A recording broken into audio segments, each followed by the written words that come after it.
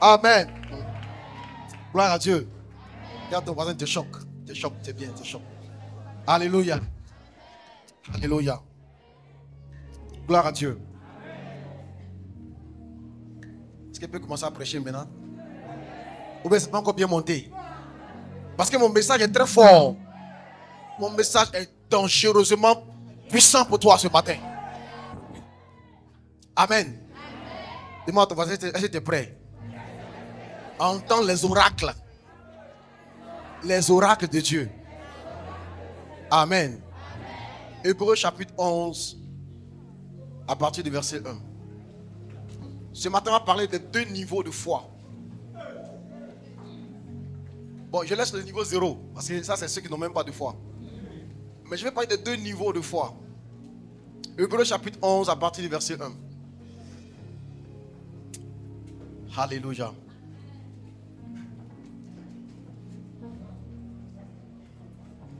Or, la foi est une ferme assurance des choses qu'on espère, virgule, une démonstration de celles qu'on ne voit pas. Même si tu as assis, tu peux lire avec moi au moins. C'est la parole de Dieu. Amen. Je reprends. Or, la foi est une ferme assurance des choses qu'on espère, une démonstration de celles qu'on ne voit pas. Pour l'avoir possédé, les anciens ont obtenu un témoignage favorable. C'est par la foi que nous reconnaissons que le monde a été créé par la parole de Dieu, en sorte que ce qu'on voit n'a pas été fait des choses visibles. C'est par la foi qu'Abel offrit à Dieu un sacrifice plus excellent que celui de Caïn. C'est par elle qu'il fut déclaré juste, Dieu approuvant ses offrandes. C'est par elle qu'il parle encore, quoique mort. C'est par la foi qu'Enoch fut enlevé, pour qu'il ne vit point la mort, et qu'il ne parut plus parce que Dieu l'avait enlevé. Car avant son enlèvement, il avait reçu le témoignage qu'il était agréable à Dieu. Or, sans la foi, il est impossible de lui être agréable. Car il faut que celui qui s'approche de Dieu croit que Dieu existe et qu'il est le rémunérateur de ceux qui le cherchent.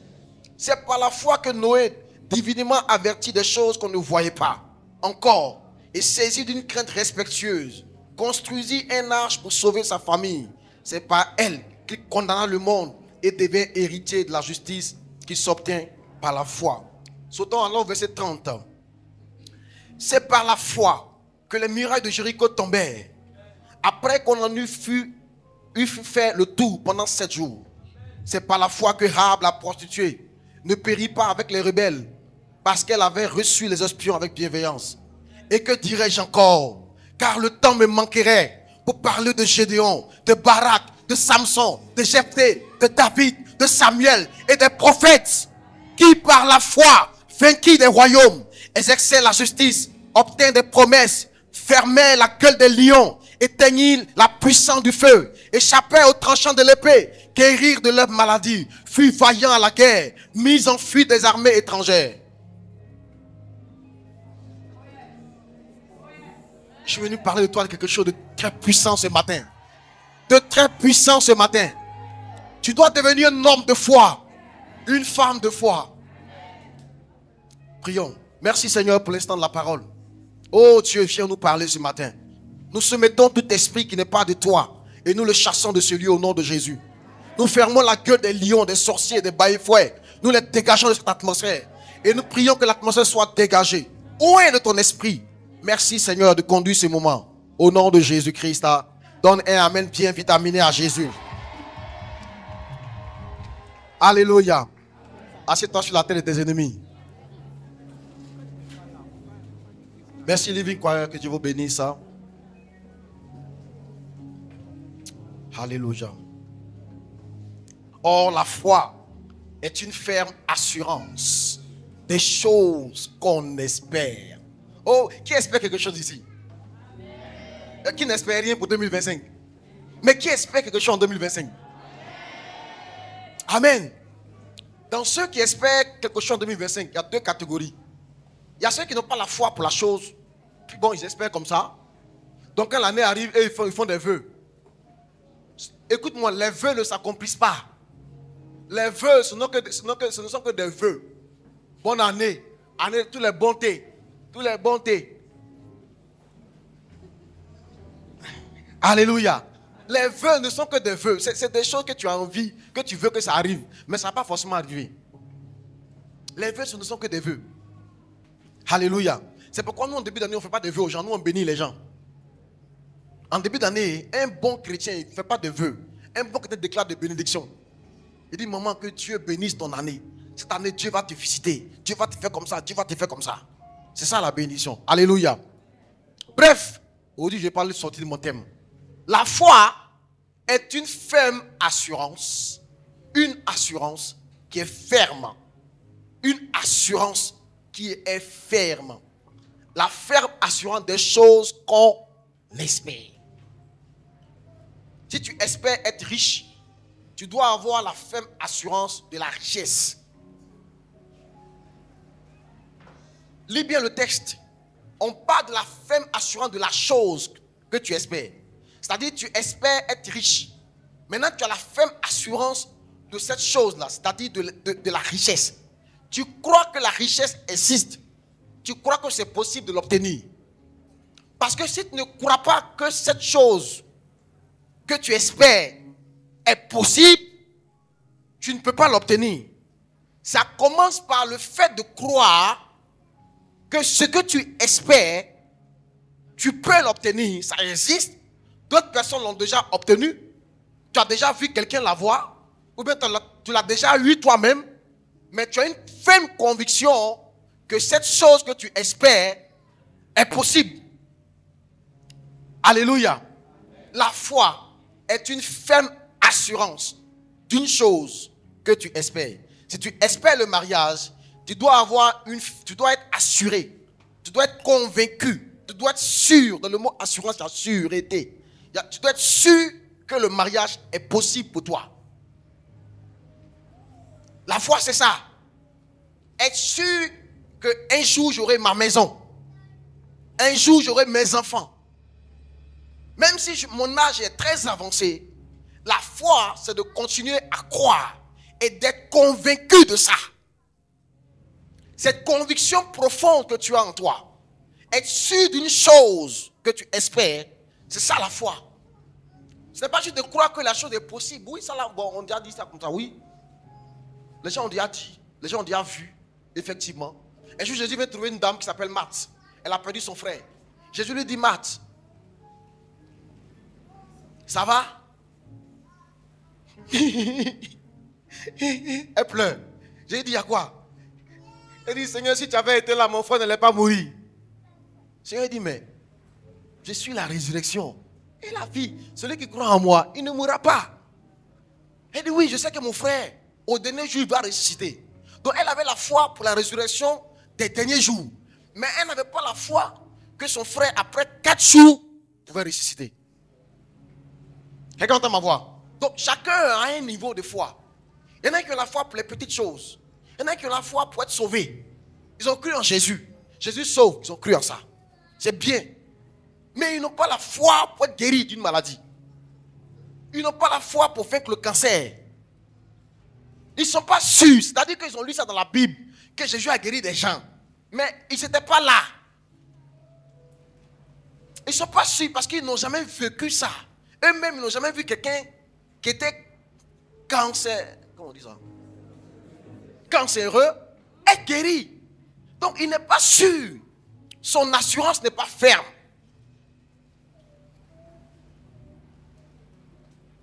Il déclare, cette année, je vais être béni. Mais il n'est pas sûr. Il n'est pas sûr qu'il va avoir son examen. Il n'est pas sûr que le concours va marcher. Il n'est pas sûr qu'il va avoir le bac. Il n'est pas sûr qu'il va avoir le BPC. Il n'est pas sûr qu'il va avoir le visa. Il n'est pas sûr. Là, ceux qui ont la foi, c'est ceux qui ont une assurance ferme que ce qu'ils espèrent, ils vont l'avoir. Quelqu'un entend ma voix? Jésus dit, chaque fois que vous demandez quelque chose, croyez que vous l'avez reçu. Croyez que vous l'avez reçu. Et vous verrez cela s'accomplir. Donc, tu ne dois pas croire que tu vas le recevoir. Tu dois croire que tu l'as reçu. La foi, c'est une assurance ferme. Même si je n'ai pas encore mangé, mais j'ai prié pour la nourriture. Je crois que Dieu m'a donné la nourriture. Et donc, je me mets à attendre la nourriture. Je me comporte comme quelqu'un qui va manger bientôt. Parce que mon Dieu pourvoira à tous mes besoins selon sa grande richesse. Mon cœur est ouvert, mon esprit est ouvert. Je suis disposé à manger. Je suis disposé à me marier, disposé à travailler. Les gens me demandent, mais tu comptes sur quoi? Ton âge avance, le temps passe, tu n'as pas de parents, tu n'as pas de relations. Mais moi, je sais en qui j'ai cru. Il est le Jéhovah de ma vie, celui qui pourvoit à mes besoins. La foi, Dieu dit, c'est pour avoir possédé la foi qu'aujourd'hui on parle de David, de Daniel, de Enoch, d'Abraham. Ces gens dont on cite les noms qu'on prend pour prêcher dans les églises, la chose qui les a caractérisés, c'est parce qu'ils ont marché par la foi. Si dans leur temps, les choses n'étaient pas faciles aussi. En leur temps, les choses étaient difficiles aussi. En leur temps, il n'y avait pas les moyens aussi. Eux aussi n'avaient pas de parents. David était un enfant qui est né d'une relation hors mariage. David dit, mon père, il dit, j'ai été conçu dans le péché. Ça veut dire qu'il n'a pas été conçu dans un mariage légal. C'est une aventure peut-être d'un soir. Entre un homme marié et puis une femme peut-être mariée ou bien une petite du quartier qui a fait que David est né. Donc, tous ceux dont on parle aujourd'hui, ils n'étaient pas forcément qualifiés pour être des gens que Dieu allait utiliser. Parce que leur départ, leur vie, leur démarrage était compliqué. Je ne sais pas comment tu as commencé ta vie. Je ne sais pas dans quoi tu es aujourd'hui. À quel niveau tu es? Peut-être tu es au niveau moins 5. Sur une échelle de 1 à 100. Toi, tu es peut-être à moins 12 même. Peut-être tu as crédit de problèmes sur toi que tu dois résoudre d'abord avant de s'en sortir. Mais sache que selon ton site, les noms, ils ont commencé leur vie par des problèmes. Le père d'Abraham s'appelait comment? Aidez-moi. Hey! Le père d'Abraham s'appelait comment? Térak. Térak veut dire quoi? Térak veut dire retard. Oui, oui. Et Abraham vivait avec lui. Après la mort de la maman d'Abraham, le papa d'Abraham a pris Abraham. Et après le décès de son fils, parce que Abraham avait un frère qui était le père de Lot, qui est mort. C'est une famille qui était endeuillée. Après la mort du père de Lot, papa Térak, retard, a pris son fils Abraham avec son neveu Lot. Et puis ils sont partis. Ils ont quitté l'endroit. Après l'endroit, il y avait trop de problèmes dans leur vie. À un moment donné, Dieu est venu trouver Abraham. Dieu dit à Abraham, maintenant, toi-même, quitte la maison de ton père. Parce que ce dans quoi tu es là, c'est pas bon. Il y a trop de... Le monsieur qui tu vis là, il s'appelle retard. Je ne sais pas de quelle famille toi tu viens. Notre famille, on appelle ça comment? Chômage, maladie, hypertension. Si vous, c'est votre héritage qui est là. Pendant que d'autres lèguent des maisons à leur famille. Dans votre famille, ce qu'on lègue là, c'est hypertension. Et vous savez que chez nous, c'est comme ça. Ça, c'est notre maladie. Ce n'est pas ta maladie. Quitte la maison de ton père. Diabète, là, ça c'est chez nous. Chez nous, c'est comme ça. Chez vous, c'est pas comme ça. Là-bas, c'est pas chez toi. Quitte la maison de ton père. Et la Bible explique qu'Abraham a fait ça par la foi. C'est par la foi qu'Abraham a quitté la maison de son père pour aller dans un pays qu'il ne connaissait même pas. Parce que Dieu lui avait demandé. La foi est une ferme assurance qui peut te pousser à quitter un endroit, quitter une relation toxique de mariage dans laquelle tu es, où tu ne sais même pas si tu es marié, mais tu n'es pas marié. Où on t'a étudié pendant 32 ans. On n'a même pas fait coco. La foi peut te pousser à partir. La foi peut te pousser à démissionner d'une entreprise où on te rabaisse, où on ne reconnaît pas ta valeur, où on t'humilie. La foi peut te pousser à dire non, c'en est assez par la foi. Parce que tu sais que ton Dieu est vivant. Tant que tu vas accepter les choses de la vie, tant que tu vas te contenter du peu de la vie va te maintenir à ce stade-là. Sache que la vie ne fait pas de cadeaux. Écoute-moi bien. La vie ne fait pas de cadeaux. Depuis le temps de Jean-Baptiste à maintenant, le royaume des cieux est forcé. C'est les violents qui s'en emparent. La vie, c'est pour les hommes violents. C'est pour les femmes de violentes. C'est pour ceux qui aiment se battre. Si tu acceptes tout, on te donnera tout. C'est pour ceux qui ont la foi. Cette vie est pour ceux qui ont la foi. Ceux qui osent. Ceux qui peuvent oser. Ceux qui peuvent prendre des risques. Parce qu'ils croient en leur destinée. C'est eux qui s'en sortent. Mais ceux qui acceptent tout. Oh, je me souviens quand j'ai commencé à travailler. Avant d'aller travailler, j'ai été approché par quelqu'un qui m'a dit, oh, j'aime bien ton profil. Il faut que tu viennes chez moi. J'ai eu un marché de 40, 60 millions, je ne sais plus. Il est allé faire son doctorat au Japon. Il est revenu. Et puis il a eu un marché avec le ministère de l'Industrie. Donc il devait mettre en place un système d'information et tout. Donc il a trouvé que j'étais pas mal dans ce domaine. Il m'a recruté pour être son stagiaire. Il dit, bon, tu viens en stage. Pendant le stage, je te donnerai 100 000 francs tous les mois. Après 3 mois, je vais te faire signer un contrat. Et puis comme tu es en train de finir ton stage, je vais te donner un pourcentage. Donc, on était parti sur cette base-là. Pour j'arrive dans l'entreprise, il n'y a pas de secrétaire, il n'y a personne là-bas. Car le monsieur, il est seul. Ce n'est pas une entreprise. Et c'est moi qui suis là-bas. Je travaille du matin qu'au soir, lui, mais il n'est même pas là. Et c'est moi qui suis en train de tout faire. Je lui ai demandé au monsieur, il dit, monsieur, bon, pendant qu'à s'asseoir, on va bien écrire notre contrat. Comme ça, au moins, je sais que je suis ici, mais je sais pourquoi je suis là. Il dit non, il ne faut pas t'inquiéter. Moi, je n'ai qu'une parole. C'est quand j'ai dit, il faut t'en tenir à ça. Je suis avec le gars. Alors, le mois arrive, le gars me jette bizarre. Je me souviens que je suis parti en cité, puis j'étais couché un jour. Et comme j'étais président de ma promotion, mes amis sont venus me voir. Je dis, président, c'est toi qui es notre président. Je dois donner l'exemple.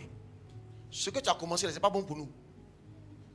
Toi, mais tu es en train de te vendre moins cher comme ça. Et nous, qu'est-ce qu'on va devenir? Si toi-même qui es notre président, tu te laisses brader comme ça. Le monsieur levé, je suis allé dire au monsieur que je ne vais plus là-bas. C'était un risque. C'est moi, mes parents là. Ils n'ont pas de relation. Mais j'avais la foi. Quelque chose allait se passer. J'étais un fils de Dieu. J'ai fait des études si difficiles pour finir avec un diplôme d'ingénieur. Tu vas me laisser à la maison. J'étais convaincu de ça. Je me souviens que le monsieur m'a dit des paroles. Que toi, tu vas souffrir, tu vas faire comme ça. La Bible dit que la malédiction sans cause n'a pas de fait. Moi, je suis trop serein. J'étais couché dans ma chambre. Et un beau jour, on m'appelle. On me dit, Camille, l'école t'appelle. Je vais voir le docteur des études. J'arrive le voir. Il y a une entreprise qui cherche un stagiaire. Vous serez 3 à aller faire le test. Et j'ai envoyé mon CV. On était 3 à aller faire le test. Je me souviens le jour même du test, on doit aller faire le test. Le test était à 14h. Je lui ai dit, il a fait un peu de sieste. J'ai dormi, je me suis réveillé à 14h30. Quand je me suis réveillé, j'étais tellement en paix. Donc moi, je me suis demandé si je suis normal. Tu es en retard. Mais tu es tranquille comme ça. J'étais devant le miroir, je me regardais. Et je me posais la question, est-ce que je dois m'inquiéter ou je ne dois pas m'inquiéter? Et après, je me suis dit, mais est-ce que c'est normal de ne pas m'inquiéter? Parce qu'il ne m'inquiète pas, là, c'est normal. Est-ce qu'il n'est pas un problème? J'ai rendu grâce à Dieu. Et puis je suis parti en entretien.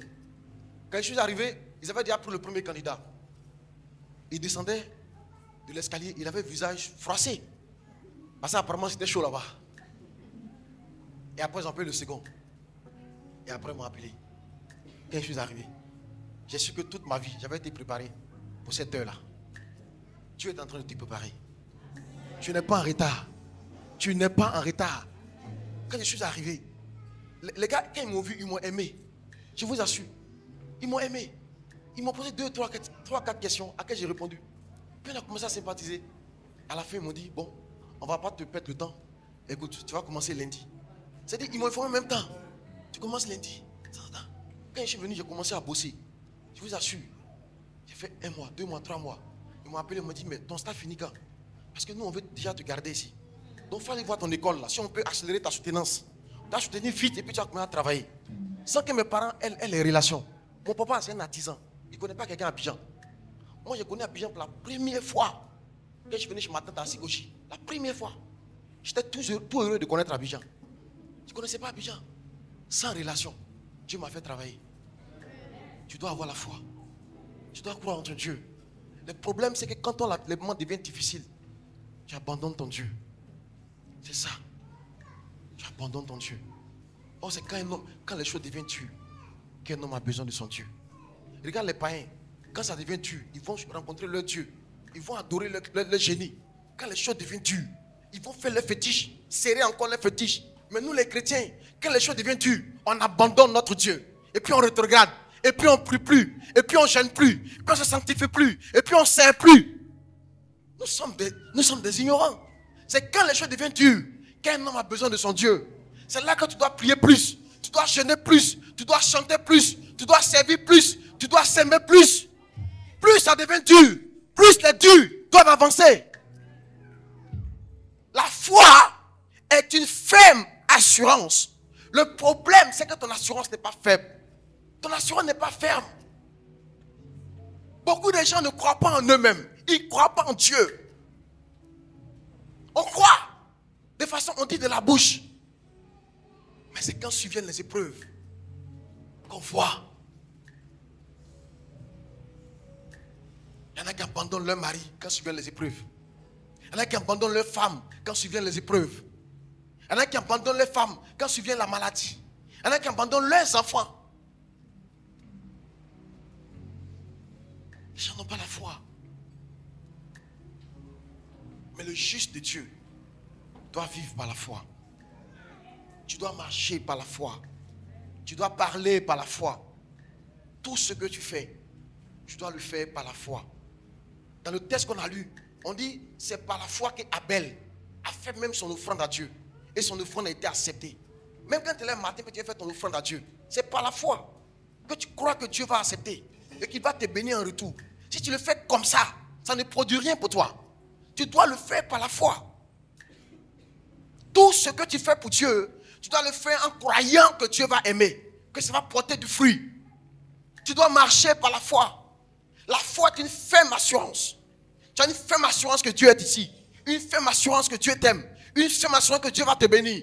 Une ferme assurance. Il n'y a pas de passage en dehors de ce passage-là. Tu dois marcher par la foi. Tout ce que tu veux obtenir de Dieu, tu dois l'obtenir par la foi. Amen. C'est ça que je dis par la Matthieu. Jean chapitre 11, verset 40. Ne t'ai-je pas dit que si tu crois, tu verras la gloire de Dieu. Tu dois croire d'abord avant de voir la main de Dieu. Tu dois croire d'abord avant de voir la gloire de Dieu, la puissance de Dieu. Avant de voir Dieu se lever pour toi, Dieu veut voir quelque chose en toi qu'on appelle la foi. Tu dois croire en lui. D'abord qu'il existe. 1. 2. Tu dois croire que Dieu est une personne qui bénit ceux qui le cherchent. Hébreux chapitre 11, verset 6. Tous ceux qui s'approchent de Dieu doivent croire que Dieu existe et qu'il est celui qui rémunère, celui qui récompense, celui qui honore, celui qui bénit ceux qui le cherchent. Écoute-moi, le temps est venu et vous verrez la différence entre le juste et le méchant, entre celui qui sert Dieu et ceux qui ne le servent pas. Écoutez-moi, dans ce temps de la fin, Dieu va élever l'église. Et dans l'église, Dieu va élever les jeunes gens, les pères et les mères qui ont la foi, qui gardent la foi, qui se distinguent par leur foi. Dieu va élever ces gens-là pour que le monde voit sa gloire. Dans les temps où nous sommes, est un temps de ciel ouvert, où Dieu va manifester une grande puissance à l'endroit de ceux qui gardent la foi. Parce que la foi, est-ce que je cherche? Il dit quand le Fils de l'homme viendra, trouvera-t-il la foi sur la terre? Il cherche la foi sur la terre. Il cherche des hommes, des femmes de foi. Tu dois devenir une femme de foi, un homme de foi qui marche par la foi. Tu n'as pas d'enfant. Tu vas me dire, oh Seigneur, j'ai prié jusqu'à il n'est rien vu. Non. J'ai dit, Seigneur, j'ai toujours confiance en toi. Moi, je vais avoir mon enfant. Moi, je vais avoir mon enfant. J'aurai un enfant qui te sert. J'aurai un enfant avec qui je vais marcher. J'aurai un enfant avec qui je vais jouer. Et dans mon cœur, je crois ça. Et je suis là et j'attends. Et quand je chante pour ça. Quand je loue pour ça. Je ne lâche pas. Je continue de croire. Jusqu'à ma mort, je serai en train de célébrer Dieu pour l'enfant. Quand je vais mourir, il saura que waouh, toi, tu m'as challengé sur la terre. Mais les chrétiens abandonnent vite leurs rêves. Les chrétiens n'espèrent pas. Les chrétiens se découragent vite. Parce que les chrétiens n'ont pas confiance en la puissance de Dieu. La foi est une ferme assurance des choses qu'on espère. Celui qui n'a pas la foi ne plaît pas à Dieu. Sans la foi, il est impossible de lui être agréable. Hébreux chapitre 11, verset 6. Celui qui n'a pas la foi ne plaît pas à Dieu. Celui qui n'a pas la foi insulte Dieu. Il dit à Dieu, tu n'es pas capable de me bénir. Tu n'es pas capable. C'est vrai, on dit tu fais ça, hein, mais bon. Tu attristes le Seigneur. Dieu est tout puissant. Tout puissant. Il a toute la puissance. Il est puissant pour tout. Puissant pour élever, puissant pour abaisser. Les chrétiens sont plus conscients des démons, de la puissance des démons que la puissance de Dieu. Si on dit à quelqu'un ici, il y a un fétiche ici, il ne va pas passer là-bas, il ne va pas passer. Non. Oui. Mais les gens urinent sur des églises. Ils urinent sur les murs des églises.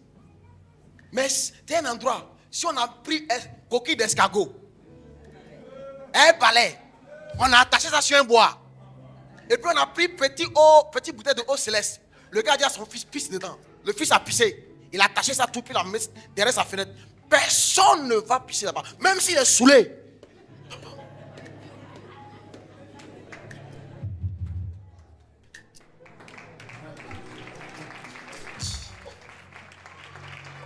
Les gens sont plus conscients de la puissance du mal que la puissance de Dieu. Les gens sont plus conscients, sont plus conscients de la malédiction que la bénédiction. C'est-à-dire que Dieu te bénisse. Tu vois, non? Mais c'est-à-dire où tu es là. Je te maudis. Ta journée est finie. Tu dis, je suis mort. Je suis mort. Pourtant, quand il dit, je te bénis. Amen. C'est-à-dire, la bénédiction, tu es plus conscient de la malédiction, du pouvoir de la malédiction, que du pouvoir de la bénédiction. Tu es plus conscient de la puissance du mal que de la puissance de Dieu. C'est pourquoi tu n'as pas la foi. Sinon, le diable n'est rien devant Dieu. Est-ce que tu sais que Dieu n'a jamais combattu contre Satan? Ah oui. À lisez Apocalypse. On dit il lui guerre dans le ciel. Quand le diable s'est rebellé dans le ciel, il lui guerre dans le ciel. Michel et ses anges combattirent. C'est Michel et ses anges. L'ange Michel, qui est le chef de l'armée de Dieu, et ses anges qui ont combattu contre Satan et son armée. Et la Bible dit que Satan a été vaincu. Ce n'est pas le Seigneur qui a combattu. Ce n'est pas le Seigneur qui a combattu. Est-ce que le Seigneur peut combattre? Hey! Est-ce qu'on peut jouer Real de Madrid contre FC Mafgré? Tu vas envoyer ça où? Hey! Qu'y a-t-il entre ténèbres et lumière? Qu'y a-t-il? Quand Dieu voulait créer le monde, la Bible dit qu'il y avait les ténèbres au-dessus de quoi? De l'abîme. Est-ce que le Seigneur a chassé les ténèbres? Il a dit allez-vous-en. Il a juste appelé la lumière. Il a dit que la lumière soit. Quand la lumière est venue, les ténèbres sont partis. Satan règne parce que Jésus n'est pas là.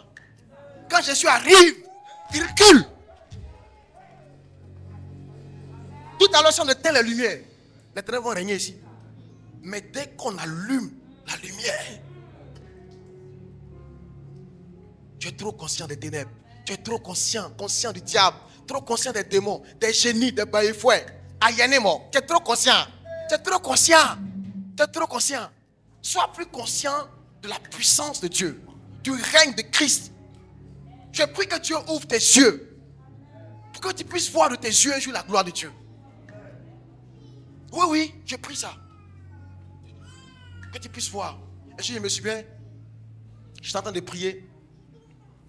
J'étais encore étudiant à l'INP. Et j'étais couché, prosterné comme ça. Et puis je me suis vu dans une vision.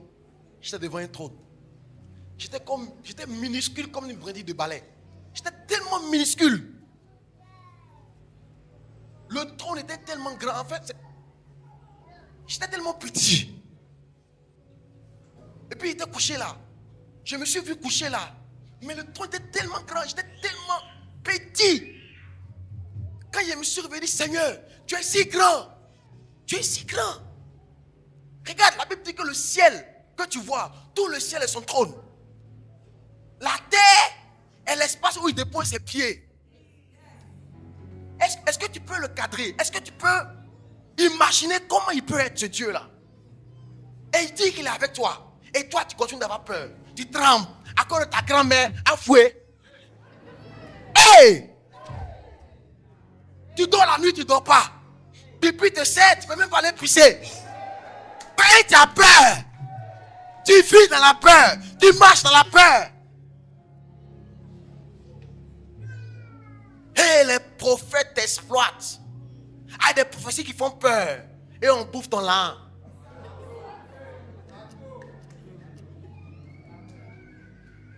Chaque fois que tu as voulu envoyer quelqu'un, il lui dit une seule phrase. Ne crains pas, je suis avec toi. Ma présence seule suffit. Ne crains pas, je suis avec toi. Ne crains pas, n'aie pas peur, je suis là. La foi plaît à Dieu. Sans la foi, il est impossible de lui être agréable. Alléluia. Ça, c'est le premier niveau de la foi. Ceux qui ont une confiance totale dans leur Dieu. Ils ne sont pas effrayés par le temps qui passe. Ils ne sont pas effrayés par l'âge. L'âge n'est qu'un numéro. 24, 25 ans, 60 ans. C'est le numéro. Dieu n'est pas contrôlé par le temps. Dieu contrôle le temps. Dieu est maître des temps et des circonstances. La Bible dit que 1000 ans sont comme un jour à ses yeux. Donc tes 60 ans, ça ne l'effraie pas. Tu là, tu pleures, parce que 60 ans, tu n'es pas encore marié. Ça ne effraie pas. Il y a des femmes qui ont accouché à cet âge-là. Ta grand-mère, Sarah, a accouché à 90 ans. Ça encore, tu ne crois pas. Ah, tu n'as pas vu dedans.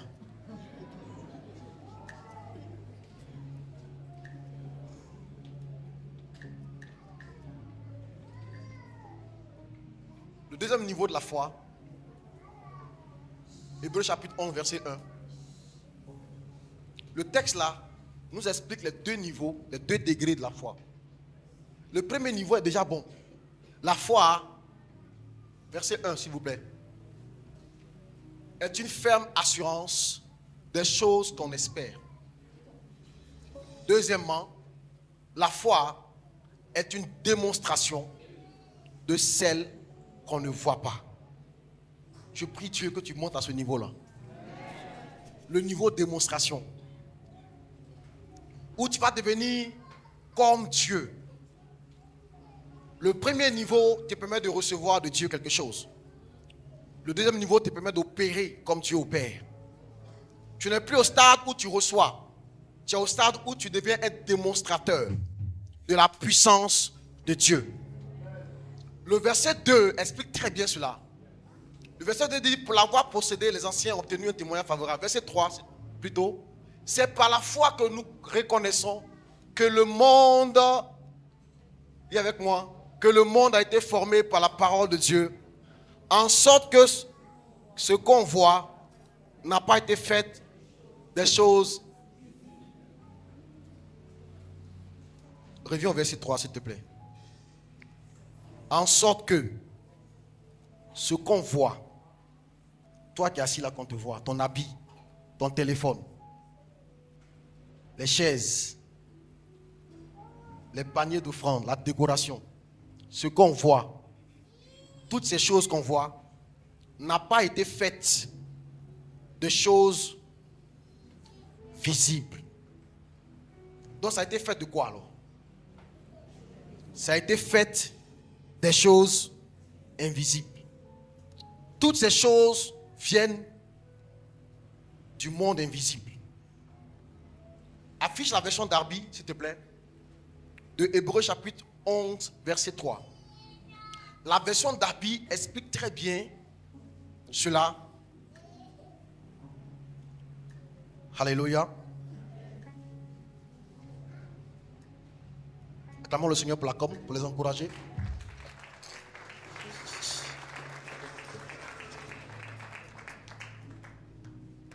Par la foi, nous comprenons que les mondes, aïe aïe aïe, lui ne parle pas du monde, il dit les mondes ont été formés par la parole de Dieu. Donc il y a plusieurs mondes.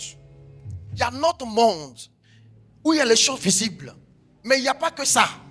Il y a plusieurs mondes. Et lui, il explique que ce qu'on voit dans notre monde, vient de l'autre monde.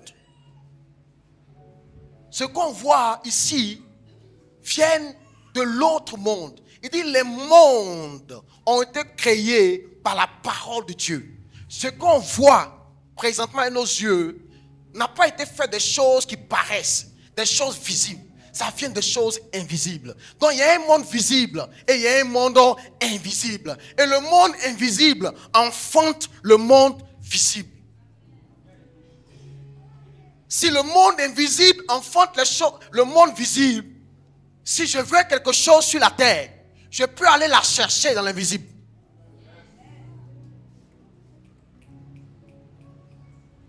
Si je veux quelque chose sur la terre, la question que je dois me poser, est-ce qu'elle existe quelque part? La Bible dit oui, tout ce qui existe sur la terre vient du monde invisible. Et si elle vient du monde invisible, il faudrait que je puisse aller les chercher. Pour que je puisse aller les prendre, il faut que le ciel s'ouvre. La Bible dit les cieux sont les cieux de l'Éternel. Il a donné la terre au Fils des hommes. Les choses qui sont dans le monde présent viennent du ciel. Viennent des réalités spirituelles.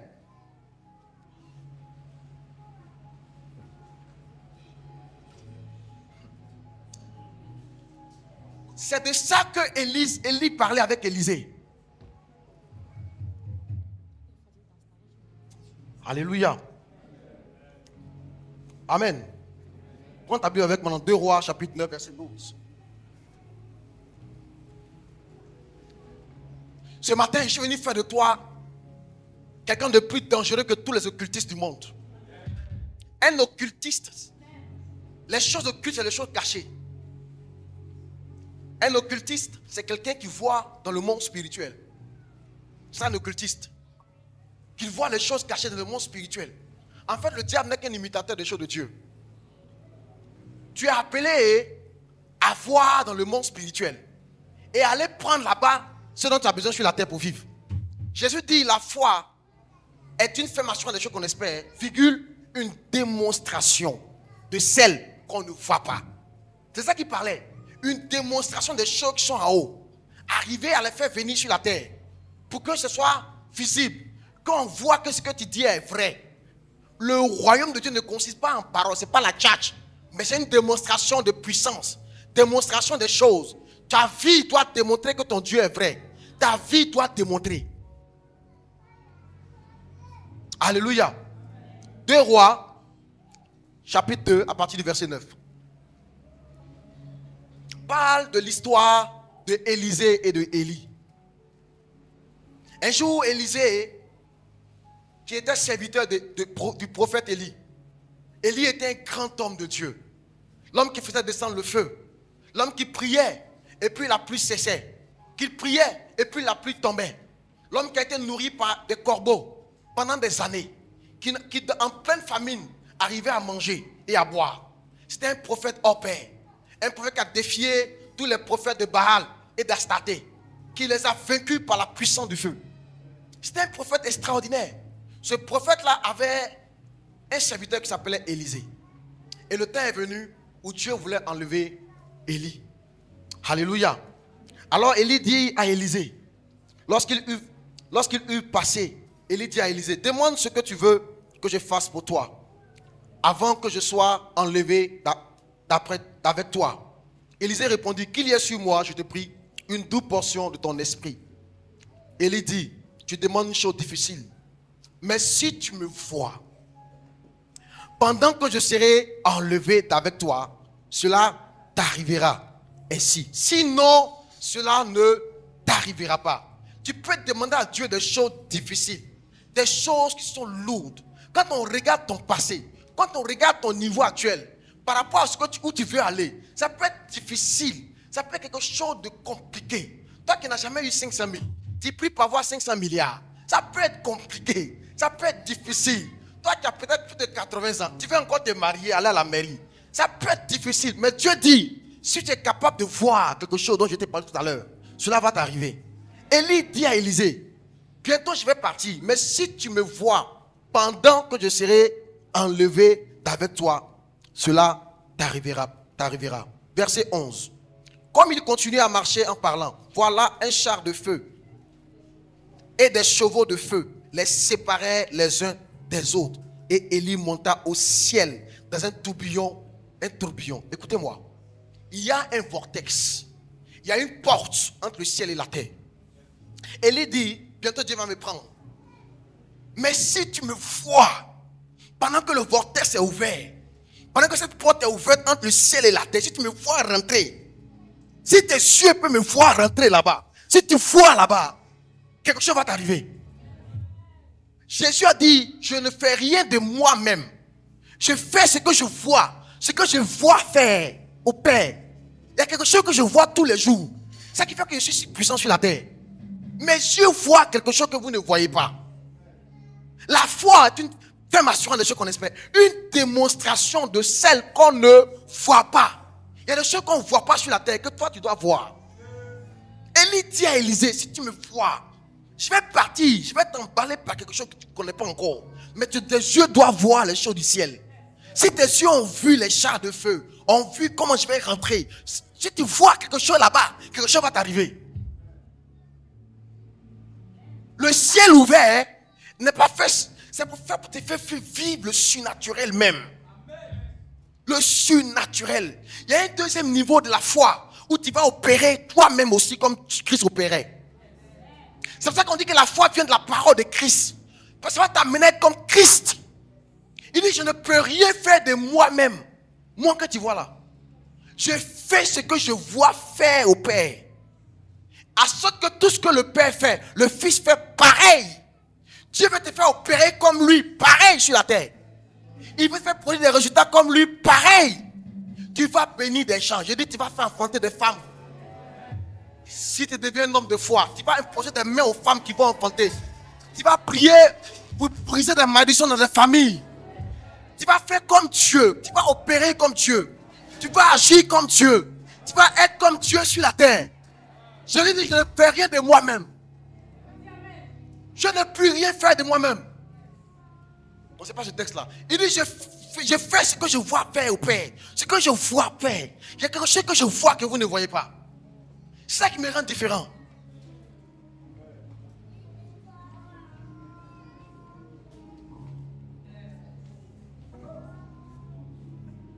Il dit à Élisée, si tu me vois pendant que je serai en train de partir, parce qu'il y a un autre monde qui enfante votre monde.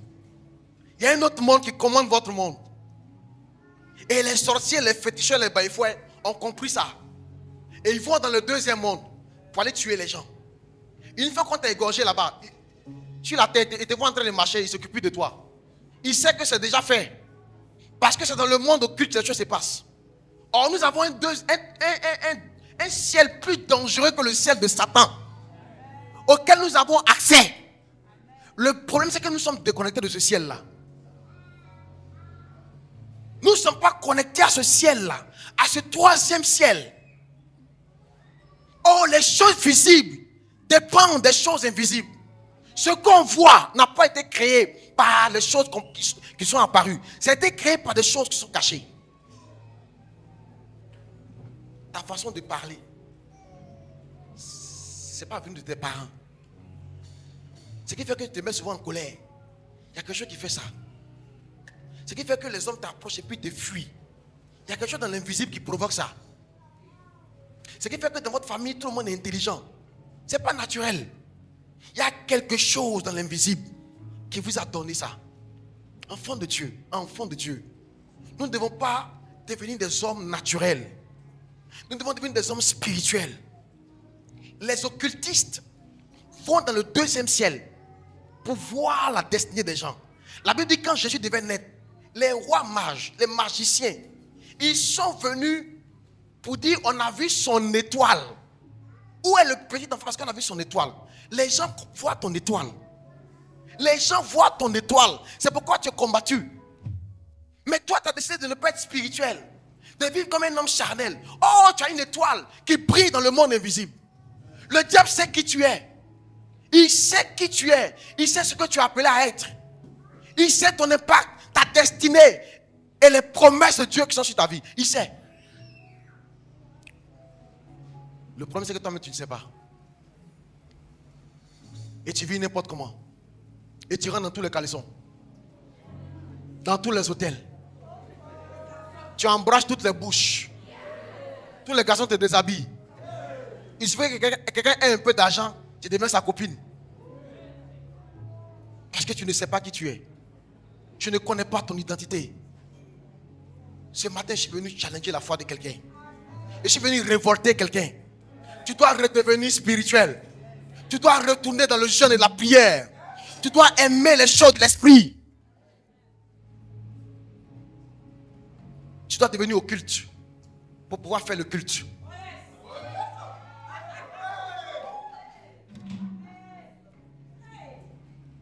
Tu dois redevenir occulte.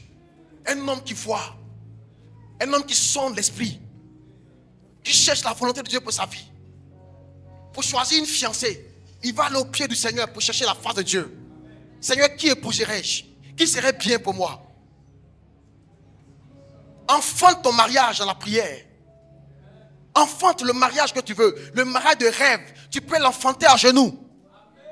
La Bible dit que les mondes ont été créés par la parole de Dieu. Les choses visibles viennent des choses invisibles. C'est pourquoi quand Jésus apprenait aux gens à prier, il dit quand vous priez, dites notre Père qui est aux cieux, que ton nom soit sanctifié, que ton règne vienne, que ta volonté soit faite sur la terre comme au ciel. Parce que sur la terre, si tu ne pries pas pour que la volonté de Dieu s'accomplisse dans ta vie, la volonté de Dieu va s'accomplir dans ta vie.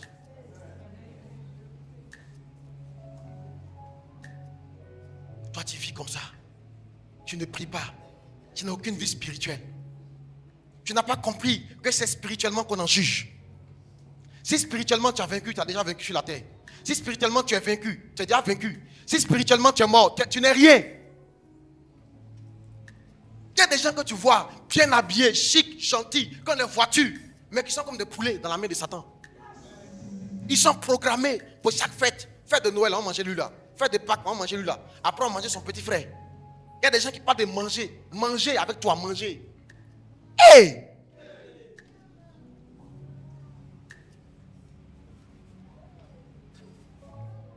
Je dois redevenir spirituel. Redeviens spirituel. Affectionne-toi aux choses d'en haut. Pour opérer dans la deuxième dimension de la foi. Pour opérer dans la deuxième dimension de la foi. Dans le volet de démonstration des choses qu'on ne voit pas. Tu dois devenir un homme de l'esprit. Et tu deviens un homme de l'esprit quand tu commences à prier. Tu dois aimer la prière. Aimer le jeûne. Aimer la sainteté. Aimer la présence de Dieu. Tu dois commencer à chercher ça. Écoutez-moi, en 2002, j'ai été renvoyé de l'école, de l'INPHB. Je me suis retrouvé à la maison. Je n'ai jamais prié comme ça. Je n'ai jamais prié comme ça. Je n'ai jamais prié comme ça. Je n'ai jamais jeûné comme ça. Je me souviens que cette année blanche où j'étais à la maison, avant le 31 décembre, j'avais pris un long moment de jeûne. Et je me suis dit que le 31, là, j'allais passer toute la journée dans la présence de Dieu. J'allais rentrer dans la nouvelle année dans la présence de Dieu et avant de sortir.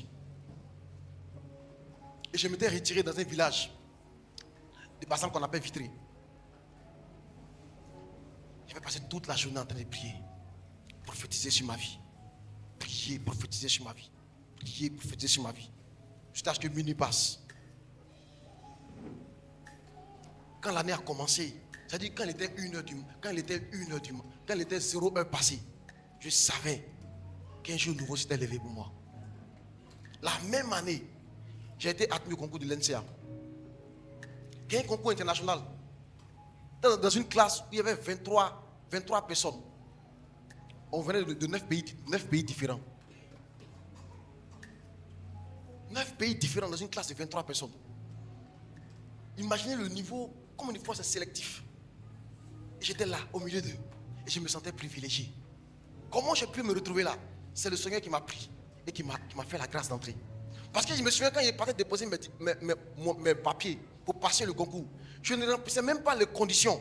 Parce que je n'avais pas les documents qu'on m'avait demandé.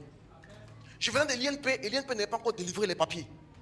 J'ai juste pris mon reçu d'inscription qui prouve que je m'étais inscrit à l'INP. La dame m'a regardé comme ça et dit, monsieur, vous n'avez pas les papiers. Vous n'avez pas les papiers. Je la regarde, elle me regarde.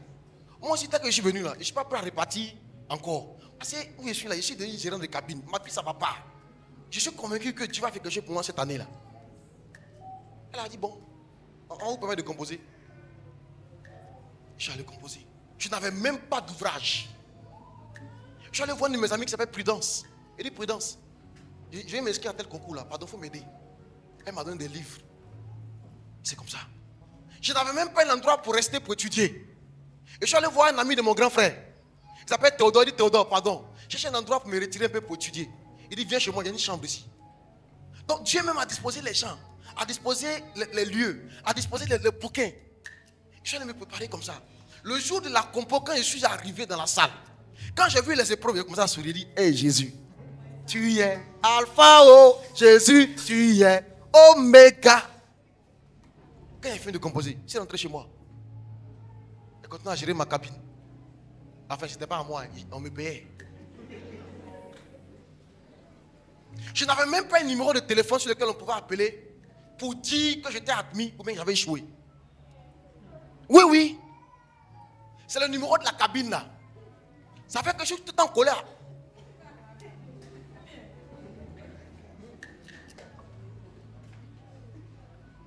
Il arrive des fois entre midi et 2, j'ai faim. Donc je vais chez ma soeur pour manger.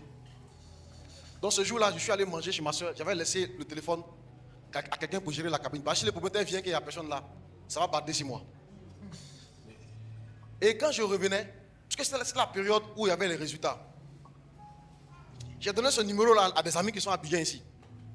De temps en temps, aller dans tel endroit, aller vérifier là-bas s'ils ont affiché telle liste. Donc je revenais ce jour-là. Quand j'entrais dans la maison, mon président m'a dit, ah Camille, tu as reçu un appel. Il dit, de qui? De Didier. Il dit, oui. J'ai dit, attends. Il dit, c'est une bonne nouvelle, une mauvaise nouvelle. Mon frère n'était pas... J'ai dit, on s'est parlé au loin, lui était dans la chambre ici. Puis il crie. J'ai dit, c'est une bonne nouvelle, une mauvaise nouvelle. Il dit, c'est une bonne nouvelle, hein.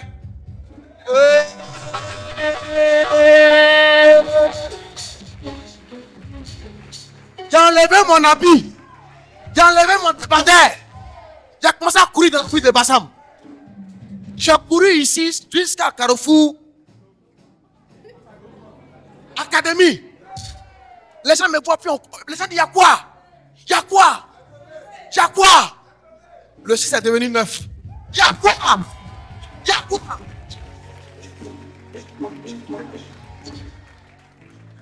Quand je suis rentré dans la cour de ma grande soeur, je criais tellement fort. Elle dit, il y a quoi? Il y a quoi encore? On avait tellement été frappé par le malheur. Il y a quoi encore? Parce qu'on avait perdu notre petite soeur. Il n'y avait pas longtemps. Elle dit, hé Dieu, Dieu aide-nous. Elle a commencé à pleurer. Il y a quoi encore? Dis-moi, il y a quoi encore? Et la grande soeur, Dieu a changé ma vie. Dieu a changé ma vie. Mon concours est passé. Dieu a changé ma vie.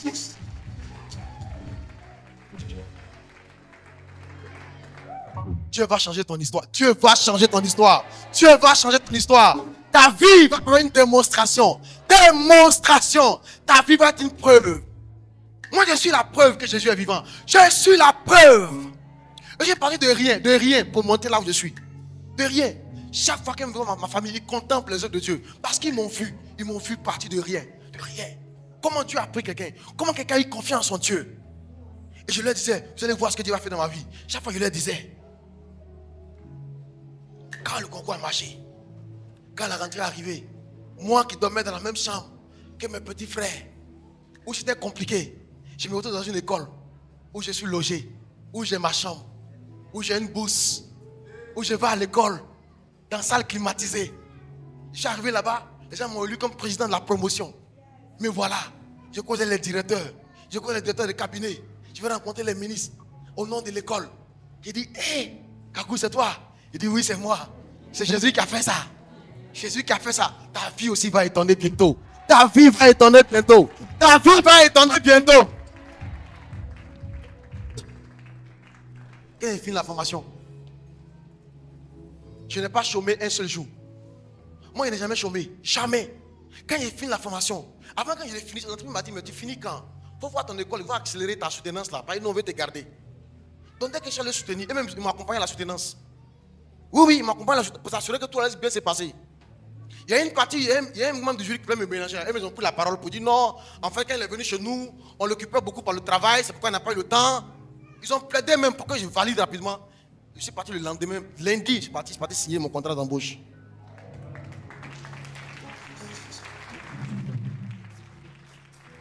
Un jour, toi, tu auras un témoignage à rendre. Tu auras un témoignage à rendre. Un jour, tu auras un témoignage à rendre. Mais tu dois continuer à croire en ton Dieu. Je voyais ce que mes parents ne voyaient pas. Moi, je voyais. Je voyais. J'ai passé mon temps à prier. Je n'ai cherché la face de mon Dieu. Je voyais. Un jour, je me suis monté dans une veillée. Et une fille qui prophétisait. Elle dit, Camille, ne t'inquiète pas. Je m'occuperai de ton mariage. Au début, quand il voit la femme que Dieu m'a donnée, il dit, waouh, il y a longtemps tu m'as aimé, Jésus. Il y a longtemps tu m'as aimé. Parce que j'ai prié pour mon mariage, dans le secret. Personne ne savait qu'il priait pour mon mariage. Et je vais à la veille, la fille se lève, elle prophétise sur moi. Camille, ne t'inquiète pas, je m'occuperai de ton mariage. Ne t'inquiète pas, ne t'inquiète pas. Tu dois prier, tu dois devenir un homme spirituel. Confier tes choses à Dieu, ton mariage, ton travail. Même tes enfants qui ne sont pas encore nés, confie-les à Dieu. Je les veux comme si, je veux qu'ils soient comme ça. Parmi eux là, je veux un qui soit un grand footballeur. L'autre là, qui est un grand pasteur. Commence déjà à marcher par la foi, parle par la foi. Le temps vient, vous verrez la différence. Le temps vient, et le temps est déjà venu. Vous verrez de vos yeux la différence. Vous verrez, vous verrez, vous verrez, vous-même vous verrez la différence. Vous verrez la différence. Dans 5 ans, vous verrez la différence. Vérance. Vous verrez Arbre de Vie. Vous verrez les enfants de Arbre de Vie. Dans le monde entier, vous les verrez. Vous les verrez. Vous les verrez. Alléluia. Acclame la parole du Seigneur.